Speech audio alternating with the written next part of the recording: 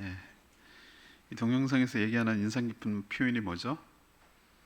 말씀을 듣고 순종하니 더 많은 말씀을 들려주시고 인도하신다는 뜻이에요. 도미노 게임처럼 말씀을 들어야 그 다음 말씀이 들려지고 그 말씀에 순종해야 그 다음이 있는 거예요. 하나님 한꺼번에 다 보여주지 않고 한 걸음 한 걸음 인도하는 거예요. 그거를 이제 좀 이따가 또 한 번 더 설명하겠습니다. 창세기를 크게 나누면요, 1장부터 11장까지, 그 다음에 12장부터 이게 또 나눠요. 50장까지. 11장까지 바벨탑 사건이 나오는데요, 이때까지를 원역사라고 부르고요, 오늘부터 들어가는 이 12장을 족장 스토리, 4명의 족장 이야기가 나가요. 아브라함, 이삭, 또 야곱, 그리고 요셉. 이 이야기가 스토리가 전개돼요. 그래서 12장부터는 이렇게 크게 또 분위기가 달라지는 그 첫 이야기를 하고 있어요. 그래서 11장 바벨탑 이야기를 하고요, 셈의 족보를 갑자기 얘기해요. 셈, 함, 야벳 중에서 셈의 후손으로 아브라함이 태어났다는 걸 연결시키기 위해서 그 징검다리 역할을 하게 하려고 11장 바벨탑 사건 이후에 그 얘기를 하는 거예요. 그러고 나서 그 중에 이제 아브라함을 하나님께서 부르셨다라는 얘기를 하는데요, 하나님께서 아브라함을 부르신 얘기, 그리고 그 부르심에 대한 아브라함의 반응 이야기를 통해서 우리에게 큰 도전과 은혜를 주고 있는 것이죠. 그를 흔히 믿음의 조상이라고 부르는데, 처음부터 조상이 됐겠어요? 처음이기 때문이 아니고, 저는 태어나는 것이 아니라 만들어지는 것이라고 생각해요.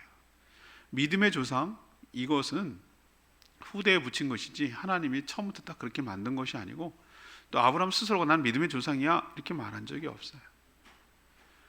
그리고 한 번에 만들어지지 않아요.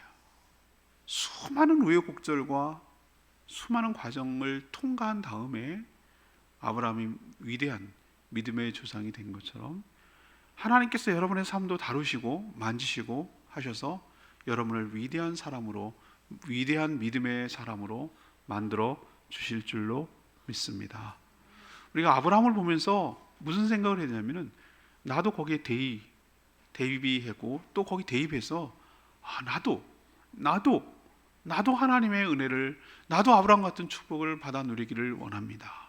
이런 마음의 소원이 있을 때 아브라함이 주셨던 여러 모든 축복이 여러분 삶 가운데도 있게 될 줄로 믿습니다.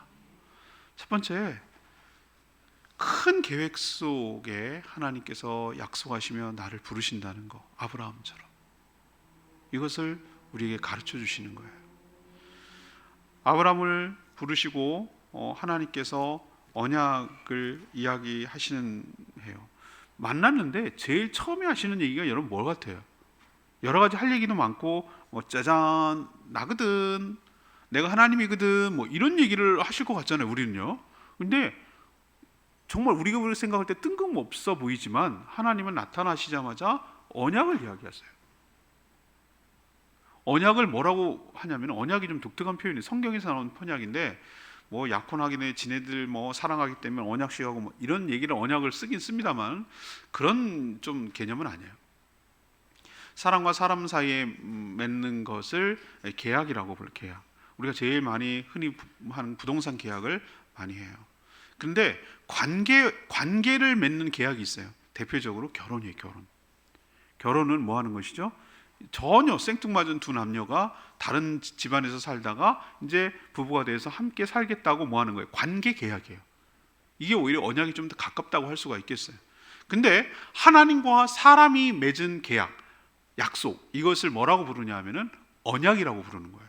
근데 언약은 다른 거와 갑과 을이 있듯이 모든 계약에는 좀 일방적이고 우월적 지위에 있는 하나님이 사람에게 주는 특혜에 많이 있어요.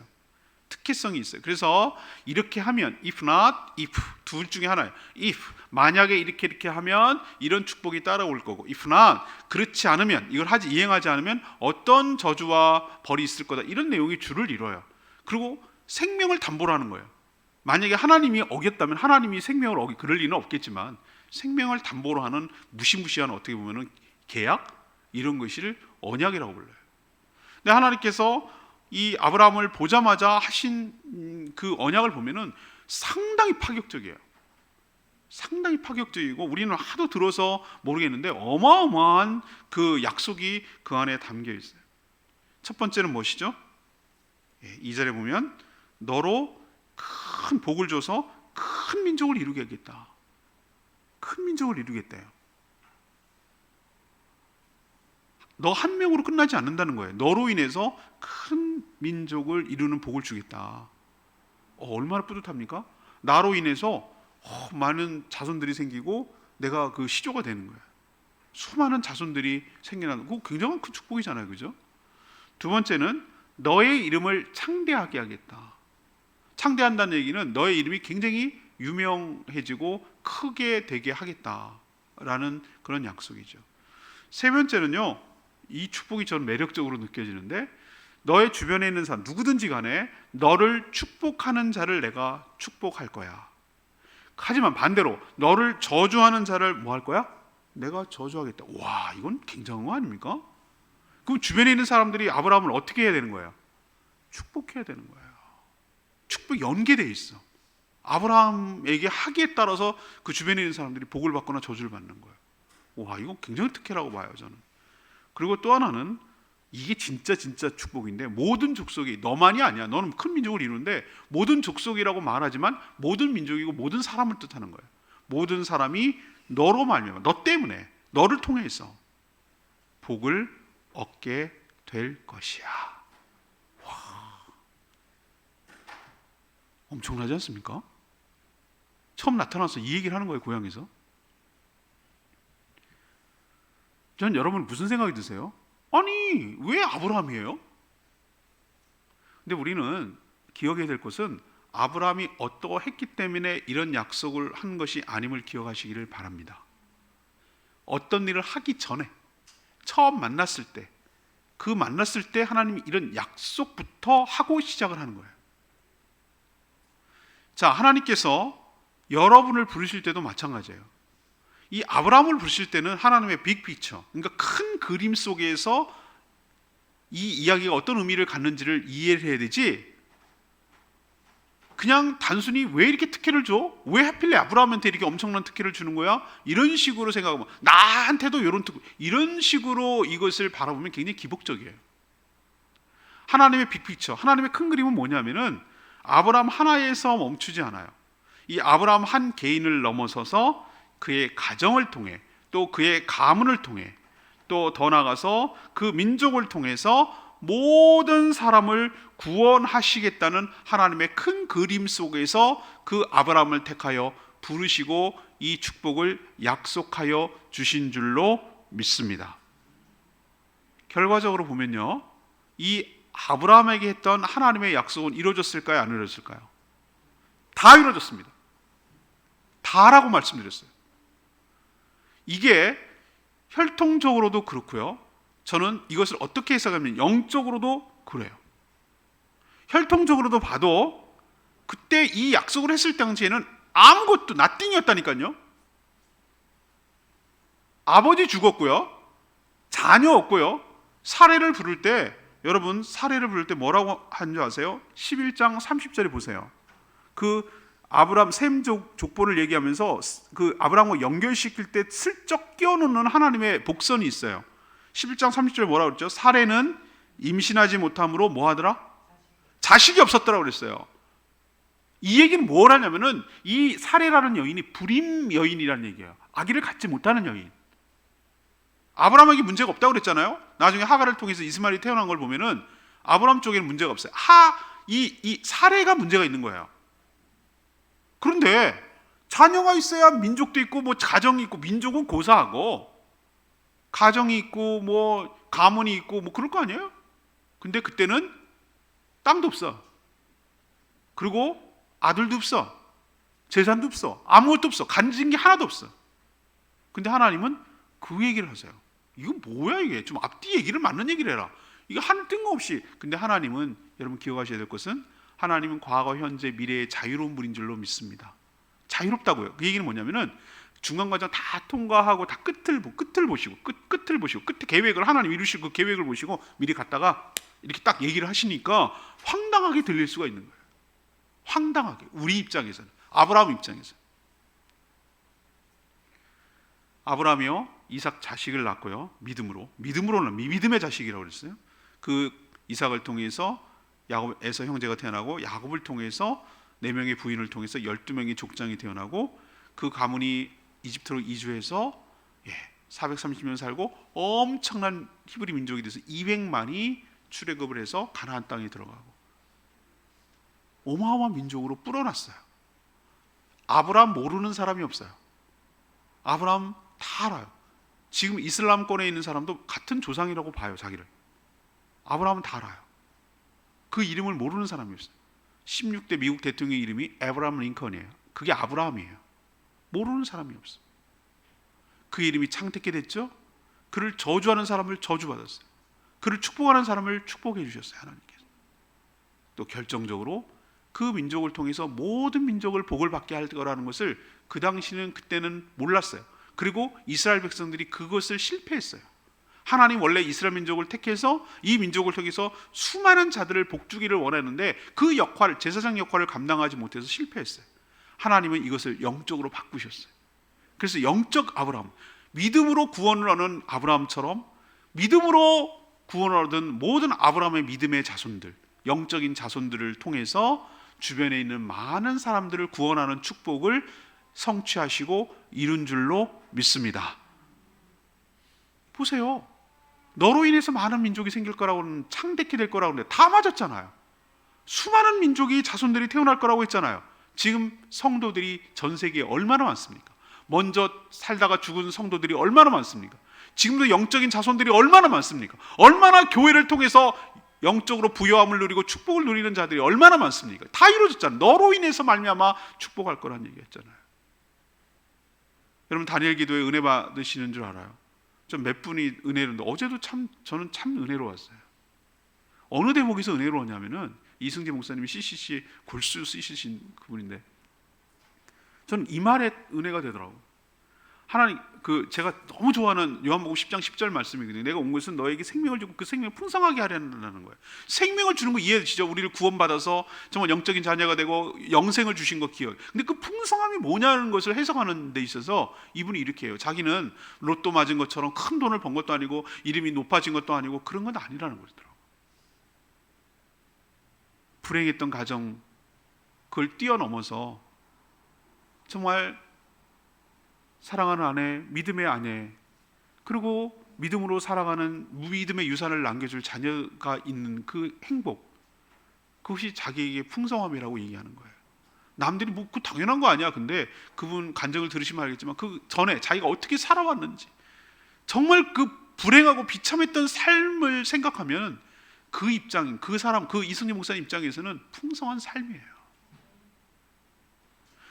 크게 쓰임받지 않아도 하나님 나라를 위해서 존귀하게 쓰임받는, 주의 나라와 확장을 위해서 존귀하게 쓰임받는 자체가 나를 풍요롭게 했다고 하는 말에 굉장히 감동이 됐어요. 사랑하는 여러분, 아브라함만 그럴까요? 제가 이 얘기를 하는 이유가 뭘까요? 하나님께서 어떤 사람을 부를 때는 하나님의 빅피처, 하나님의 큰 그림 가운데 여러분을 불러주신 줄로 믿습니다. 여러분 한 명 잘 믿어서 구원받아주고 천국 가게 하려고 여러분을 부르신 게 아니란 뜻이에요. 여러분을 통해서 여러분 주변이 복받게 하시려고, 여러분을 통해서 믿음의 큰 민족을 이루게 하시려고, 여러분을 통해서 여러분의 가정이 구원받고 여러분의 가문이 구원을 받고 여러분의 살아가는 지역과 사회와 나라가 구원을 받고 더 나아가서 모든 열방과 모든 민족이 여러분을 통해서 구원받게 하시려고 여러분을 불러주신 줄로 믿습니다. 그걸 생각해야 나를 왜 불러주시는지 이해가 되기 시작하는 거예요. 나를 왜 불렀대? 많고 많은 사람이 있어요. 우리 땅에 한두 명 있겠어. 아브라함이 셈족이 한둘이었겠냐고요.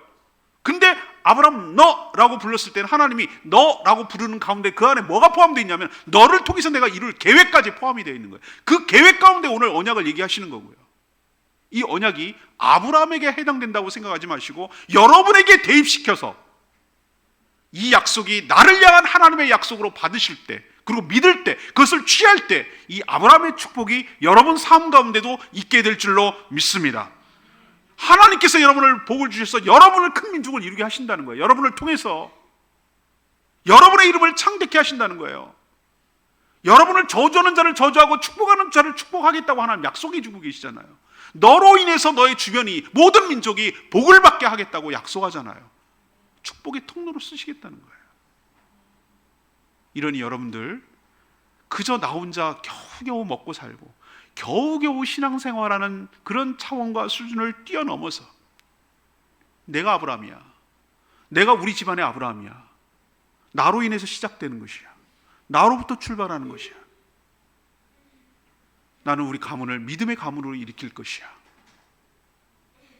그리고 내 주변에 있는 일가 친척들 포함해서 내 사랑하는 동료들, 친지들, 아는 사람들, 모든 사람들을 구원하고 복받게 하는 내가 영적 아브라함이 될 것이야. 그렇게 쓰임받기를 소망합니다. 주님, 저를 부르실 때는 그런 계획까지 포함해서 부르신 줄로 믿고 거기에 믿음으로 순종하며 나아가기를 원합니다. 이런 소망과 믿음을 가지셔야 돼요. 제 동생이 캄보디아에 있을 때 제가 여행 겸 거기 한번 들렸어요. 지금 오신 안명수 선교사님, 우리 교회 소식지에 나갔죠. 그 선교사님이 사역하시는 사역지에 갔었어요.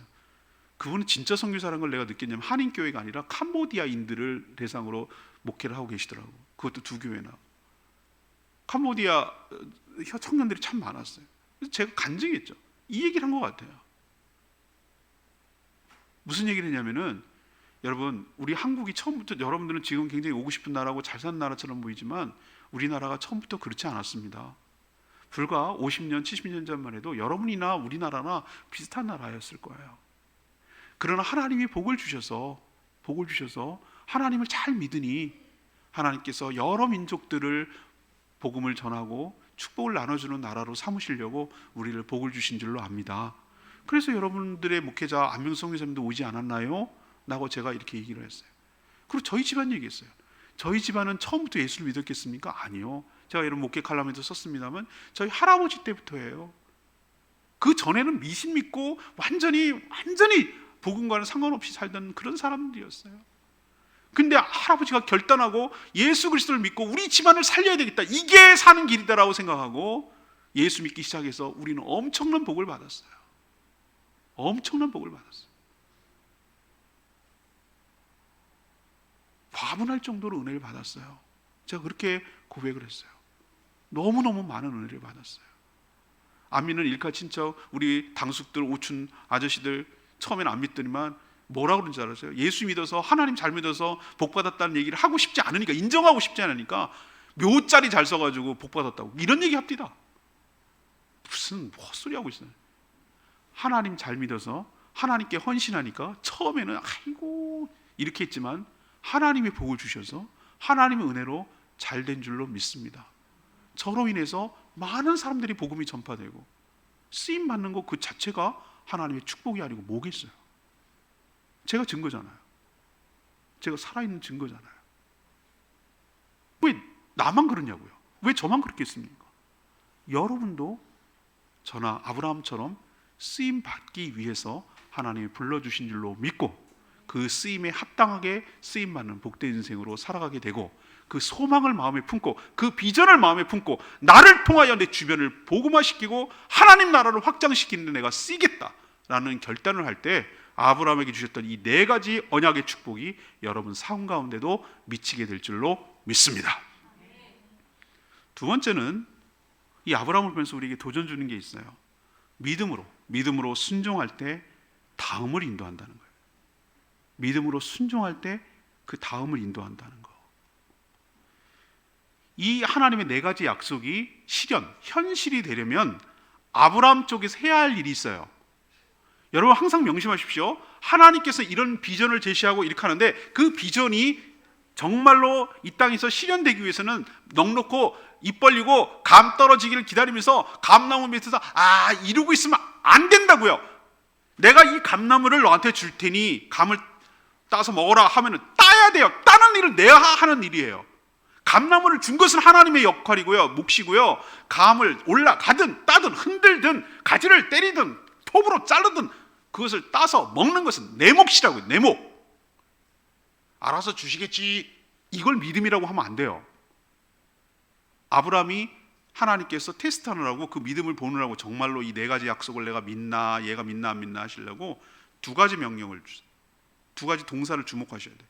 1절 보세요. 1절. 오늘 여호와께서 아브라함에게 이르시되 너는 너의 고향과 친척과 아버지의 집을 떠나, 동사 떠나, 내가 내게 보여줄 땅으로 가라. 가라. 두 가지 동사. 떠나라.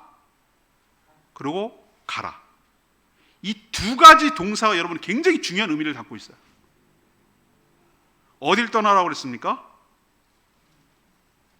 고향, 친척, 아버지 집. 이게 상징하는 바가 뭡니까? 내가 익숙한 곳, 내가 편한 곳을 넘어서 나의 먹고 사는 삶의 터전이에요. 그리고 더 나아가서 내가 믿고 의지하며 기대면서 살아가는 삶의 방편들, 삶의 터전들, 삶의 도구들이 고향, 친척, 아비집이라고 얘기하는 거예요. 저는 이런 얘기를 기도 시간에 얘기했어요. 아니, 고향 우루에서 안 떠나고 주시면 안 돼요? 안 떠나고.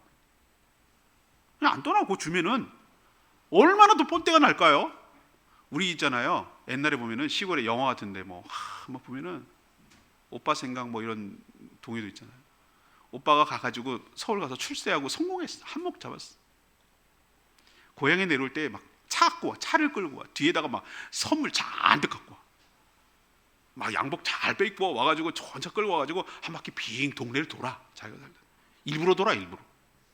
돌고 막 동네 사람들한테 막 선물 주고 이러면 어떻게 합니까? 아우 성공했네. 아이고 출세했구만. 아이고 고생했더니 그냥 이제 이러면 더 뻔때 나잖아. 안 그래요? 아브라함을 고향에서 그렇게 축복해 주시면은 와 하나님 믿더니 정말 잘 됐구만. 성공했구만. 막 이렇게 더 할 거 아니에요? 하나님 그런 방법 취하지 않으세요. 하나님 그런 성공을 원하는 게 아니었어요. 하나님은 왜 떠나라 그럴까요? 여러분 왜 떠나라 그럴까요? 떠나야 하나님을 의지할 수 있기 때문인 줄로 믿습니다. 이걸 이사하는 개념으로 이해하시는 분들은 성경을 정말 초급으로 이해하는 거예요. 이사하라는 얘기가 아니에요. 이사하라는 얘기 아니에요. 절대 아니에요. 무슨 미치적으로 이동하라는 얘기가 아니에요. 네가 하나님 믿기 전에, 내가 너를 부르기 전에 네가 믿고 의지하고 기대고 살던 거 내려놔. 거기로부터 떠나라는 거예요. 그리고 떠나는 순간부터 누구를 의지해야 되죠? 하나님을 의지해야 돼. 내 삶을 이것을 약속을 실현해 줄 분이 하나님이라고 믿고 하나님을 의지할 수밖에 없어. 기댈 수밖에 없어. 전에는 하나님 믿기 전에, 부르시기 전에는 고향 땅에 편하잖아요. 알고 익숙하고. 거기서 우상 만들어서 먹고 살았거든요. 아브라함이. 친척이 제주도 괜당 아시잖아요. 괜당. 제가 왜 괜당을 관심을 갖게 됐냐면 왜 저런 현상이 나타나지? 라는 생각이 들었을 때 이해를 했어요. 저렇게 해야 사는 거예요. 여기 보면은 희한하더라고요. 내가 보니까 음식점을 개업했는데 맛이 없어. 전 맛에 대해서 굉장히 냉정한 사람이고 이게 딱 금방 알거든요. 맛없으면 맛없다 그래요. 내가 보니까 맛이 없어. 정말 냉정하게 그냥 가성비 따지면 아니야. 그런데 갑디다 개업 축하로 하고요. 거기 팔아주더라고. 왜 그런가 했더니 문화가 있어요. 괜당 문화가 남아있어요. 왜 그러냐면 맛 없고 있고는 상관없어. 나도 이 사람이 먹고 살 수 있도록 도와줘야 내가 힘들고 어려울 때 이 사람도 날 도와주거든. 그래야 우리는 서로 도와야 이 육지 것들이 와가지고 얼마나 드세고 자본 투입하고 얼마나 좋은 기술 가지고 여기를 먹을 때 살아남으려면 서로 의지하고 도와주지 않으면 살 길이 없어요. 그게 괜당 문화가 형성된 거예요. 혈연으로 부정할 수 없는 그 문화가 생긴 거예요. 왜 본토, 친척, 아비집을 떠나라고 했을까? 네가 의지하기 좋은데 내가 삼순, 아저씨, 당수 이러면서 서로 연결돼서 내가 힘들고 어려울 때 도와줄 사람이 주변에 널려있고 깔려있으면 훨씬 내가 살아가기 편해요.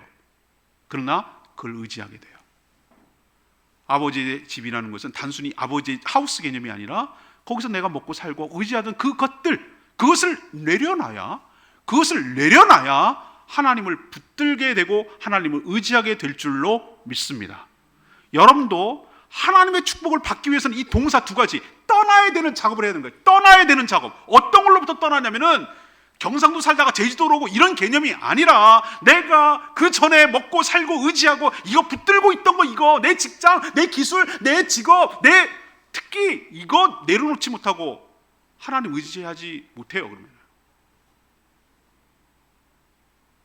직업 다 버리고 알고지되고 이런 개념이 아니에요. 여러분들, 하나님을 의지한다는 것은 내가 어떤 것을 의지하지 않고 하나님을 의지한다는 거예요. 이거는 내가 살아가는 수단에 불과하고 하나님이 나의 복의 근원을 되시고 하나님이 나의 삶을 책임져 주신다는 것을 의미하기 때문에 난 과감하게 이것을 내려놓을 수 있는가라는 걸 하나님이 테스트하는 거예요.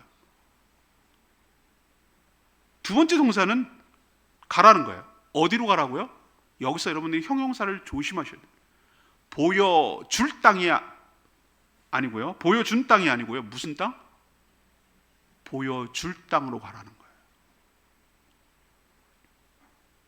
여러분, 하나님께서 처음부터 가나안이라고 얘기하셨습니까? 아닙니다. 나중에 얘기합니다. 가나안 땅에 가서 알려줍니다. 그냥 보여줄 땅, 이 밑도 끝도 없어. 언제 보여준다는 얘기도 없고 어떻게 보여준다는 얘기도 없어요. 그냥 보여줄 땅으로 가래. 아직 안 보여줬다는 얘기는 보여준 땅이 아니라고 했으니까, 보여줄 땅이라고 했으니까. 왜 미리 안 알려주셨을까? 알려주시면 더 편하잖아. 내가 가려면 좌표 찍어줄까? 내비 찍어줄까? 가나안 어디? 마무리 거기야. 상수리 나면 거기야. 글로 가. 이렇게 하면 더 좋잖아. 하나님 그렇게 하지 않으세요. 이게 우리의 인생의 미스터리인데, 이게 알고 봤더니 우리를 축복하시는 방식이에요. 알려주면 됐어요, 이제 됐거든요. 하나님 알았어요. 어디로 가라는지 알게 되니 내가 알아서 할게요. 하나님 제외예요. 하나님 의지하지 않아요. 하나님 인도받지 않아요. 이제 알아서 할게. 자꾸 얘기하지. 두 번 얘기해, 잔소리처럼 얘기하죠. 내가 알아서 간다니까요. 이렇게 되는 거예요. 알려주지 않는 것이 우리를 향한 축복인 줄로 믿습니다. 알려주지 않으니까 한 걸음 어디 이동할 때마다 하나님께 물어야 되고, 하나님의 인도를 받지 않으면 갈 수가 없는 거예요. 보여줄 땅까지 가야 되는 거예요. 여기라고 말할 수 있는 땅까지 가야 되는 것이에요. 우리가 쫙 우리 인생을 펼쳐주고 다 보여주면 얼마나 속 시원하겠어요. 그렇게 안 하는 이유가 있다니까요. 그래야 하나님 바라보고 매 순간 매일마다 하나님 인도함을 받을 수 있기 때문에 그런 줄로 믿습니다. 믿음장 히브리서 11장 8절에는 믿음에 나오는 수많은 믿음의 거장들을 쭉 소개하는데, 아브라함 편에 딱 가서 이 편을 해요. 아브라함은 갈 바를 알지 못하고 하나님 인도함을 받아 나아갔다라는 표현을 써요. 갈 바를 알지 못하고, 어디로 가야 되는지 몰랐어요. 갈 바를 몰랐다니까요. 모르는데 떠났다? 이건 뭐냐? 하나님을 전폭적으로 신뢰하지 않으면 불가능한 얘기예요. 하나님께 내 목을 걸겠다는 거예요. 내 몸뿐만 아니라 내 가족과 나의 모든 것들을 다 걸겠다는 거예요. 하나님께. 죽여도 하나님이 죽이고 살려도 하나님이 살리는데, 하나님이 이 약속하신 대로 이루어 주실 줄로 믿습니다 라는 거, 하나님을 신뢰하지 않으면 불가능한 얘기예요. 하나님이 이런 사람을 들어 쓰시고 축복하여 주실 줄로 믿습니다. 지금처럼 치안이 발달하지 않던 때에는 내가 조금만 다른 곳으로 이전한다는 얘기는 가다가 강도당할 수도 있고, 그리고 얼마나 왕따를 당하고 얼마나 폭압적으로 할지 몰라요. 재산 지켜주지 않아요. 생명도 지켜주지 않아요.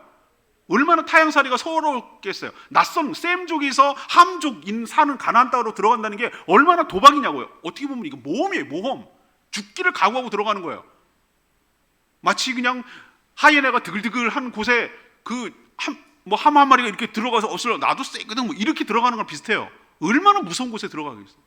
이거는 하나님을 전폭적으로 신뢰하지 않으면 불가능한 거예요. 그래서 하나님의 말씀에 순종하는 것을 믿음이라고 얘기하는 거예요. 믿음은 순종으로 나타나는 줄로 압니다. 하나님을 신뢰하니까 떠났고요, 하나님을 신뢰하니까 간 거예요. 우리가 여러분 기억해야 될 두 번째 교훈이 이거예요. 그렇구나. 아브라함에게 이런 축복을 받는다. 이것이 실현되기 위해서는 내가 믿음으로 순종해야 될 영역이 있구나. 떠나야 될 영역이 있고 가야 될 영역이 있구나. 이것을 꼭 기억하시고 아브라함처럼 믿음으로 순종하는 저희들 되기를 원합니다. 모든 나의 삶을 하나님께 올인, 다시 말해서 온전히 맡기는 믿음과 신뢰를 보여야 돼요. 오늘 5절에 보면은 이 아브라함이 모든 것을 맡기고 떠났다는 것을 어떻게 알 수 있냐면은 아브라함이 그의 아내 사레 조카 롯, 이 다예요 식구들, 하란에서 모두 모은 모든 소유 얻은 사람들, 종들이죠. 이걸 다 이끌고 가나안을 가려고 떠났다고 그랬어요. 이게 뭐냐면 미련 두지 않아요. 야 잠깐만 기다려봐, 내가 잠깐 갔다 올게, 거기 괜찮은데 살만한 땅인지 갔다 와볼게, 이렇게 하지 않았어요. 모든 것을 다 놓고 가지고 떠난 줄로 믿습니다. 뒤돌아보지 않았어요. 여기 다시 올 것처럼 하지 않았어요. 다 데리고 다 가지고 떠났어요. 이게 하나님을 믿는다는 전적인 증거예요. 제 얘기를 하죠. 저는 태어나고 자라기를 서울 송파에서 자랐어요. 부모님 목회하시고 개척하는 곳에서. 제주도랑 인연이 없어요. 제주도에 4번째 오는 게 부임하러 온 거라고 내가 말씀드렸죠. 신대문대 수학여행을 일로 왔어요. 서광교에서 수요일 저녁 예배 드렸어요. 기억나요. 삼방산에도 찍었고요. 그때는 내가 여기 올 줄 알고 있을까? 내가 깜짝 놀랐어요. 지금 그 사진 보면 기가 막혀요. 교육자 수련회 한번 왔고요. 뭐 교사 대회인가 뭐 그거 한번 왔고, 그 다음에 오는 게 이 교회 부임하러 온 거예요. 아는 사람 단 한 명도 없어요. 1도 없어요. 1도. 저로서는 땅끝이에요. 성도 한 명도 없다고 그러더라고. 믿음만 있대, 빚만. 그랬을 때 기도를 했죠. 하나님, 저를 제가 원하는 곳이 아니라 저를 필요로 하는 곳으로 가게 해주세요. 하나님 말씀에 온전히 순종하고 교회가 세워지는 곳에 가게 해주시고, 저를 저보다 더 잘하시는 주님께서 저를 합당하게 쓰시고 마음껏 쓰실 수 있는 곳으로 보내주시라고. 우리 딸 규희가 고등학교 1학년 그때 한참 공부를 해야 될 텐데, 얘는 전학을 가야 되고 친구 다 떠나야 돼. 얘야말로 일가 친척 아비 본토 다 떠나는 거예요. 그때 청소년기였기 때문에. 엄마가 멀리 가야 된다고 그랬더니 설마 제주도는 아니지? 제주도야. 그 말이 중요했어요. 아버지 사역이 더 중요해요. 목회하는 게. 저는 가서 또 적응하면 돼요. 그 말이 너무 눈물나게 고맙더라고. 그 말 안 했어도 물론 갔겠지만 얼마나 자녀들이 겪어야 될 피해가 얼마나 클까 생각하면 정말 눈물이 나요. 나는 아버지가 목회하는데 그게 싫었는데, 자녀들이 희생하고 피해보는 게 너무 싫어갖고 안 하려고 그랬는데, 나도 역시 이 길을 가면 또 자녀들이 희생하겠구나 이런 생각을 하니까 그게 속이 상하더라고. 근데 고맙게도 잘 적응해줬고요. 큰애는 고등학교 2학년 되는데 지 친구들하고 노는데, 내가 막 규희야 잘 지냈어? 차 라이드 해주는데 잘 지냈어 막 이렇게 얘기하는데 쟤네들이 가만히 있더라고, 친구들이. 그래서 그 다음날 봤는데 우리 딸이 그러는 거예요. 아빠가 서울 사람이었냐고 묻더래. 그리고 하는 말이, 너 원래 제주 사람 아니었어? 이렇게 규희한테 얘기하더래요. 1년 만에 적응을 한 거예요. 그게 너무 고맙더라고요. 12년 됐어요. 제가 온지 사역한 지. 근데 서울에서 알던 분들, 나를 아는 분들, 또 제주도 분들이 뭐라고 얘기했냐면은, 목사님이 여기에 최적인 것 같아요. 마치 여기에서 사역하시라고 예비해놓고 부르신 것 같아요. 거기 가서 하시니까 목회가 정말 꽃을 피우고 존귀하게 쓰임받는 것 같아요. 저를 칭찬하기 위해서, 위로하기 위해서 그런 얘기를 했겠죠. 근데 그 말을 그냥 스쳐 지나갔는데 이렇게 생각을 해보니까 맞는 말이에요. 제가 딴 데 갔으면, 딴 데였으면 물론 뭐 어떤 역할을 했겠지만 하나님 앞에 이렇게 저렇게 쓰임 받을 수가 있을까? 마음껏 목회할 수 있을까? 라는 생각이 드니까 그게 자신 있게 말을 못 하겠더라고. 그래서 제가 내린 결론은, 하나님의 인도함을 받고 순종했을 때 하나님께서 그 다음을 인도하시고 보여주시고 존귀하게 쓰시는 줄로 믿습니다. 전 떠나야 되는 작업이 되게 힘들었어요. 저는 교단을 바꾼 사람이거든요. 아버지 교단에 그냥 있었고 목사 안수 받았던 동기들 생각하면 지금 큰 교회 다 담임하고 있어요. 교단을 바꾸니 또 다시 처음부터 시작해야 되는 거예요. 고신교단에서. 제 동기들은 지금 이제 겨우 하고 있어요. 그때 안 바꿨더라면, 교단을 안 옮겼더라면. 그러나 아비, 본토, 친척을 떠나는 작업이, 저는 그게 바로 교단을 바꾸고 새로 시작하는 거예요. 아버지와 상관이 없이 교단을 또 새로 옮겨서 해야 되는 작업이 저로서는 쉽지 않았어요. 신대원 다시 가는 게 정말 쉽지 않았어요. 전 여기 오는 거 낯설고 두려웠어요. 제일 밑으로 내려간 게 용인이었어요. 용인이 경기도 남부, 거기가 내가 남쪽으로 내려온 마지막이었어요. 저 부산 몰라요. 근데 부산보다 더 먼 여기까지 올 줄이 내가 누가 알았겠어요. 떠나야 됐어요. 그리고 보여줄 땅으로 가야 했어요. 그럴 때 하나님께서 그 다음을 보여주시고 그 다음을 쓰시는 줄로 믿습니다. 이거는 하나님을 전폭적으로 믿고 의지하지 않으면 불가능한 일이에요. 어려운 일이에요. 생존이 달린 일이에요. 우리 애들 다 굶어 죽일 수도 있어요. 내가 얼마나 힘들게 살지 예측 불가해요. 성도 없고 비리는 교회, 그리고 내가 하나도 살아보지 않은 땅, 그곳, 모든 것 하나 생각하면 너무나 두렵고 무서운 곳이에요, 저로서는. 근데 떠나고 가니까 하나님께서 모든 것을 책임져 주시고 쓰시고 인도하여 주신 줄로 믿습니다. 여러분도 동일합니다. 내가 왜 이런 하나님, 아브라함과 같은 약속하시는 4가지 이런 언약의 축복을 받지 못할까? 내가 아직 못 떠나고 있는 게 있어서, 주저하고 못 가고 가지 않는 곳이 있기 때문에. 분명히 떠나라고 그랬어.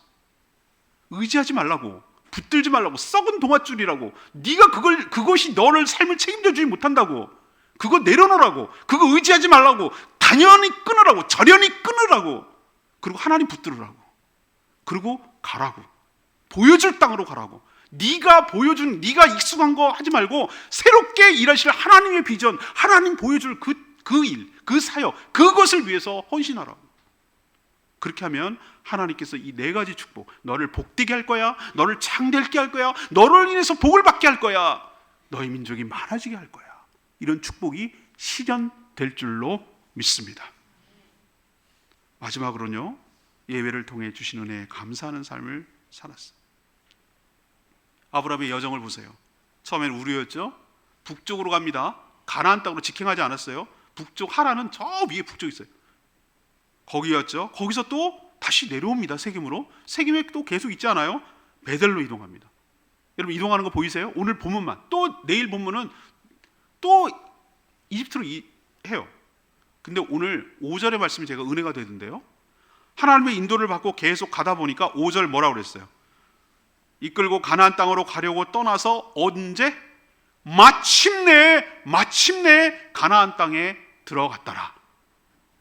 근데 자기는 이게 약속의 땅인지 몰랐다니까요. 마침내라고 말하는 것은 하나님 입장에서 마침내예요. 얘가 인도함을 받나? 여기서 오케이, 예, 순종하겠습니다. 떠날래? 떠나라. 네, 순종하겠습니다. 그 다음에 또 떠나라. 네, 순종하겠습니다. 하나님이 인도함을 하나씩 받고 나니까 가나안 땅으로 마침내 들어가게 되는 축복이 있게 될 줄로 믿습니다. 우리가 어떻게 우리 인생을 다 알겠어요? 하나씩 순종함을 받고 인도함을 받고 가다 보니 마침내 거기 가는 거예요. 마침내 거기 가는 거라. 우리 마침내가 어딘지 몰라. 가나안 땅인지 어딘지 몰라요. 여러분 인생도 마찬가지라고 생각해요. 하나님의 인도를 가다 보면 하나님이 약속하신 그 땅으로, 거기에 최적화된 곳으로 여러분을 인도하여 주실 줄로 믿습니다. 자, 그러면 약속이 즉각 실현되는가? 천만의 말씀. 이게 우리 믿음의 갭이고 우리를 힘들게 하고 어렵게 하는 것 중에 하나예요. 자, 민족을 준다며, 이름 크게 해준다며, 너로 인해서 많은 민족이 복을 받는다며. 뭘 봐도 받기는, 여전히 거기에는 가나안 땅에 거주하고 있는 브리스 족속이라는 그 족속이 살고 있었어요. 근데 무슨 땅을 받아? 이 땅을요, 진짜로 그 후손들이 받기 위해서는 430년, 그 정복 전쟁까지 다 끝내고 500년이 넘어서야 그 땅을 12지파가 분배해서 차지합니다. 당장 하나도 이루어진 거 없어요. 그는 바라보지 못하고 이루어지는 것을 보지 못하고 죽은 사람이에요. 그러나 그는 한 번도 실망하지 않았어요. 이 여기가 가나안 땅, 너에게 줄 땅이야 라는 하나님의 말씀을 들었는데 왜 그러면 민족을 안 줘요? 왜 이 땅 전체 차지하지 않아요? 이렇게 불평불만하지 않았어요. 그리고 다녔어요. 여기가 하나님이 주실 땅이라는 것을 확인하고 다녔어요. 그리고 하나님의 약속을 받았어요. 7절에 보면은 하나님이 나타나셨어요. 믿음으로 순종하고 가나안 땅까지 들어간 아브라함에게 나타나서 내가 이 땅을 너의 자손에게 주리라. 자, 내 눈으로 봤죠. 하나님이 약속을 지켰습니다. 보여줄 땅으로 가라고 그랬어요. 아브라함이 가서 봤어요. 눈으로 보니까 이 땅을 너에게 준다고 비로소 약속을 이루시고 약속을 지키셨어요. 우리도 믿음으로 순종하며 나가다 보면 하나님의 뜻이 깨닫게 될 날이 오게 될 줄로 믿고 하나님의 비전이 현실이 될 날이 올 줄로 믿습니다. 그런 하나님을 향해서 아브라함은 7절 8절을 보면은 이동할 때마다 7절에 보면 세겜 땅에 갔는데 거기서도 제단을 쌓고 하나님께 제사를 드렸고, 8절에 보면은 베델 동쪽으로 장막을 옮겼는데 왼쪽 베델 동쪽 아이 그곳에 또 제단을 쌓고 여호와의 이름을 불렀고, 또 계속 남방으로 내려갔어요. 그 뒤에 점점점점은 남방으로 이동해서도 제단을 쌓고 하나님을 부르며 제사한 줄로 압니다. 하나님을 불렀다는 얘기는 하나님께 제사를 드리고 예배를 드렸다는 것이에요. 어떤 하나님?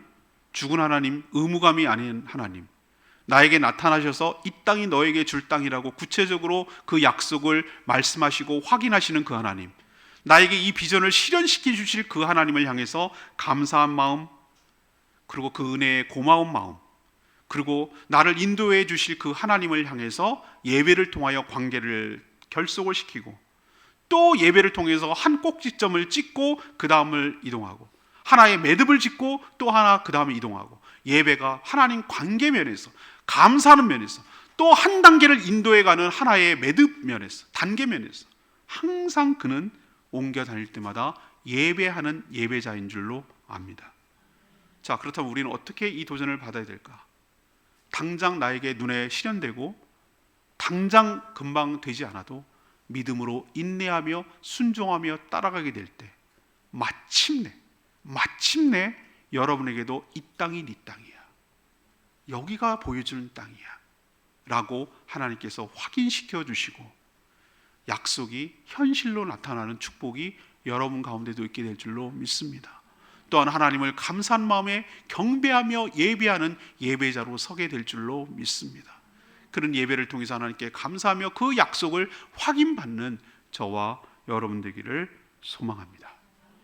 오늘 말씀 결론 내리면 우리가 하나님의 크신 계획을 어떻게 알겠어요? 다 모릅니다. 다 알 수도 없고 다 몰라요. 그리고 알 필요도 없어요. 왜? 하나님 믿고 신뢰하고 믿음으로 한 단계 한 단계 따라가다 보면은 어느새 마침내 그 모든 것들이 약속이 실현되어 있는 내 자신을 발견하게 될 줄로 믿습니다. 제가 여기 올 줄 어떻게 알았겠어요? 다 저한테 물어봐요.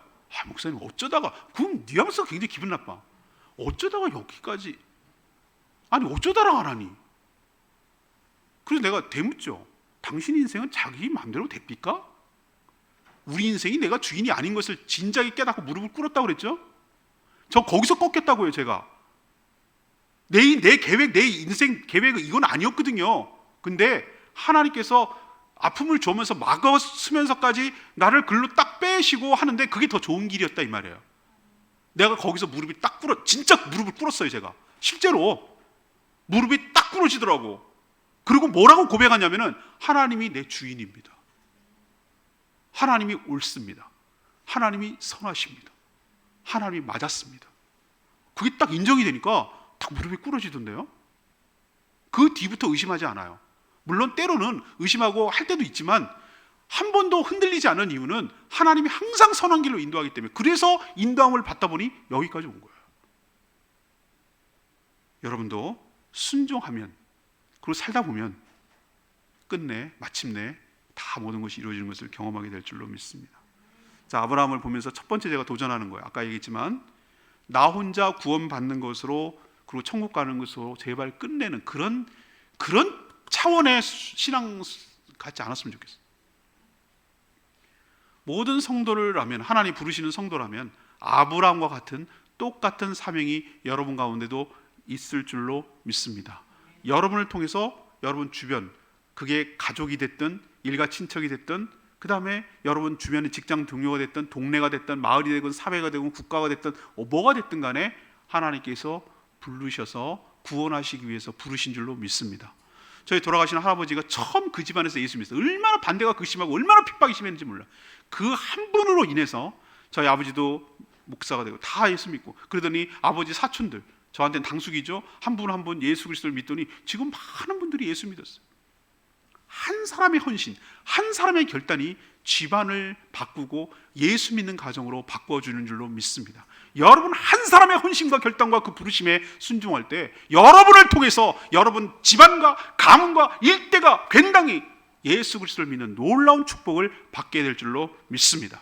여러분이 복의 근원이 되어 쓰이는 거예요. 두 번째는 의지했던 거 떠나라고요.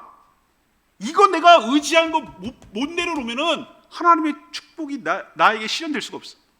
하나님 믿음을 테스트하는 거예요. 여러분에게 하나님 보는 거예요. 아브라함의 믿음을 보는 거예요. 얘가 나를 진짜로 믿나? 얘가 나를 믿고 따라가는가? 이걸 두 가지를 본다고 그랬잖아요. 떠나는가 그리고 가는가. 이걸 보면 알아요. 행동은 믿음이 밑에 깔리지 않으면 할 수 없기 때문에. 못 믿으면 어떻게 하겠어? 못 믿으면 어떻게 내려놓고 하겠어? 하나님 아주 지혜로운 분이에요. 여러분의 믿음을 테스트해요. 나를 붙드느냐, 올인, 목 거는 거예요. 내 목을 거는 거예요. 저 제주도 내려왔을 때 제 생계뿐만 아니라 제 자녀와 가정과 모든 걸 다 걸었어요. 죽이면 하나님 죽여야 되는 거야. 아무것도 만약에 안 된다, 아무것도 이루어진 게 없고 아무것도 없다면 난 죽는 거예요. 걸어야 돼요. 걸었어요. 하나님 배팅했어요. 하나님께 걸었어요. 하나님 죽이든 살리든 하나님 책임지세요. 전 믿고 갑니다. 하나님 책임지세요. 그리고 마음껏 쓰세요. 하나님 제가 헌신하겠습니다. 하나님 쓰세요. 그리고 책임져 주세요. 그랬더니 책임져 주시더라고요.